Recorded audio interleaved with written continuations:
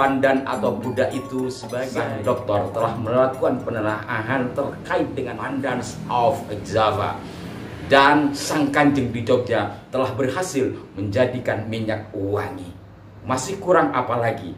Semoga pemerintah.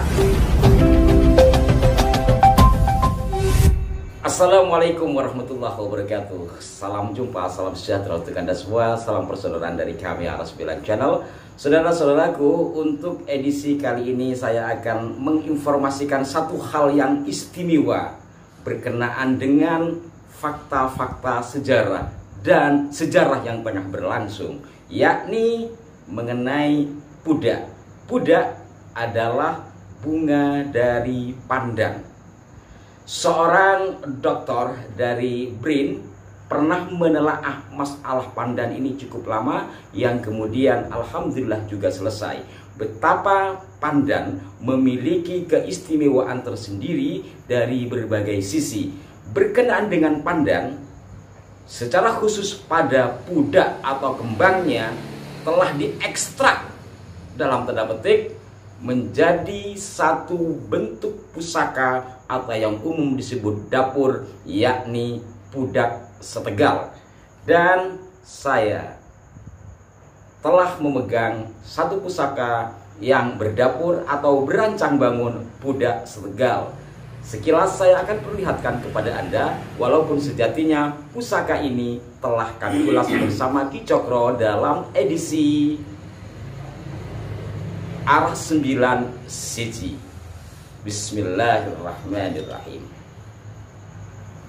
Pada bagian sini, inilah yang disebut dengan pudak setegal.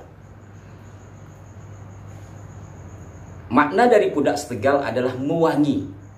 Dan betapa leluhur kita memiliki imajinasi atau ilham atau wahyu membuat sebilah pusaka yang berornamen seperti ini, yang kemudian diberi nama pudak, yang memiliki falsafah atau filosofi kewangian. Yang dengan ini pula tentu pemegang pusaka ini dengan sendirinya atau terbersit dalam hatinya atau terpancar dari energinya untuk mewangikan diri, keluarga, dan bangsanya, atau juga secara filosofi yang lain kita diajarkan oleh sebilah pusaka ini agar hidup mewangi. Nah, kalau ini dalam bentuk bilah, kalau ini dalam bentuk pusaka yang terekstrak dalam tanda petik, ternyata belum lama ini ketika saya berkunjung ke Ngayogyakarta Hadiningrat, bertemu dengan keluarga besar Trah Hamengkubuanan, yakni di Benawan, kami setelah berbincang-bincang mengenai sejarah dan hal lainnya yang berkenaan pula dengan penelitian, sang tuan rumah beserta istrinya melihatkan ke kami. Jadi bukan hanya saya, karena saat itu ada beberapa sahabat kami, satu karya adiluhung, satu karya yang menurut saya ini pantas untuk dicatat agar menjadi kepingan sejarah, bahwa Trah Sri Sultan Hamengkubuwono diantaranya telah berhasil membuat satu minyak wangi dengan bahan utama pudak. Ini ada kalau di Google ada bentuknya. Ini aslinya ini. Jadi ini dipotong jam 5 pagi, ini dipotong jam 6 pagi, sudah beda. Oh gitu ya.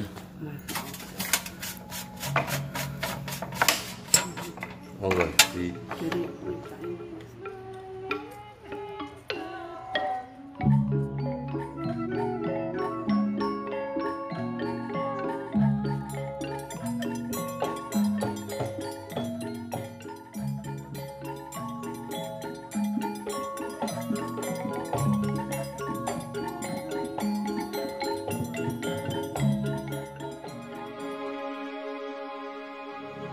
Bagaimana saudara-saudaraku?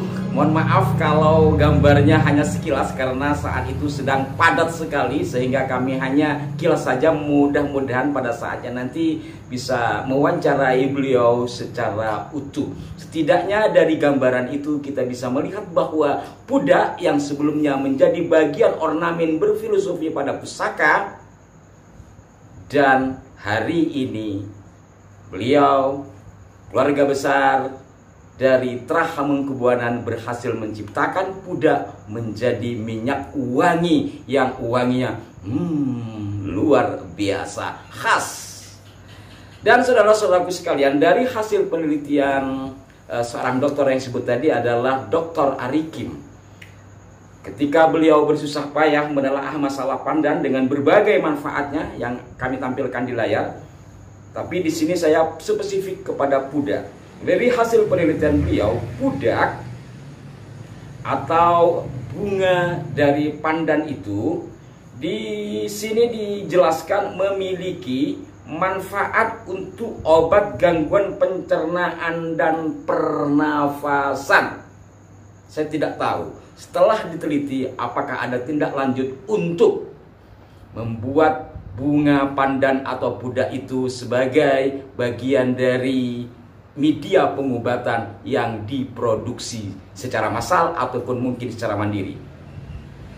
Namun yang pasti, kalau pudak yang kemudian dijadikan minyak wangi, yang bisa saja manfaatnya juga terbawa barangkali ya, yakni untuk obat gangguan pencernaan dan pernafasan. Kalau secara penelitiannya begini, tetapi ketika sudah ada menjadi minyak, apakah manfaat ini masih berlaku? Wallahu a'lam. Nanti mudah-mudahan Pak Dr. Ari Kim bisa memberikan penjelasan kepada kami, dan syukur kalau kami bisa memadukan antara yang di Jogja dengan Pak Dr. Ari Kim dari BRIN, Badan Riset dan Inovasi Nasional.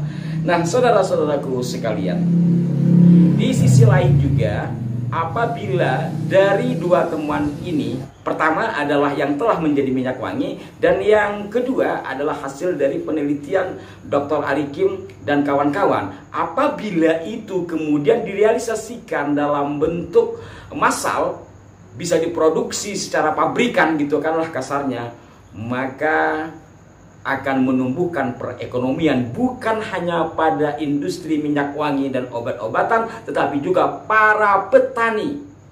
Saya pernah berjalan di selatan Pulau Jawa, setidaknya Banten, ya, pinggiran-pinggiran itu banyak sekali pohon-pohon pandan, tetapi ya tidak terawat sebagian. Kemudian di Jogja sendiri, kalau saya hitung mulai dari Gunung Kidul sampai Wonogiri bagian selatan sampai Pacitan, itu rata-rata penuh dengan bunga-bunga pandan atau pandan itu sendiri. Dan di kampung kami di Indonesia bagian Madura, kebetulan di pesantren sebelah selatannya kan laut, itu banyak sekali, walaupun sekarang sudah mulai berkurang, karena pada saat ini sebagian orang menganggap pohon pandan itu ya hanya sebagai penangkis dari air.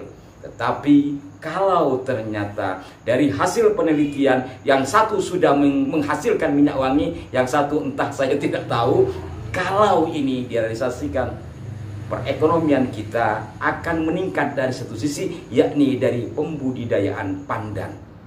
Sang dokter telah melakukan penelaahan terkait dengan manfaat pandan dan jenis-jenis pandan, Pandans of Java.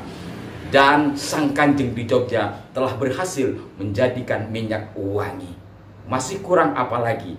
Semoga pemerintah bisa menyimak hal ini dan merealisasikan penelitian, tidak sekedar menjadi penelitian yang kemudian dimuseumkan.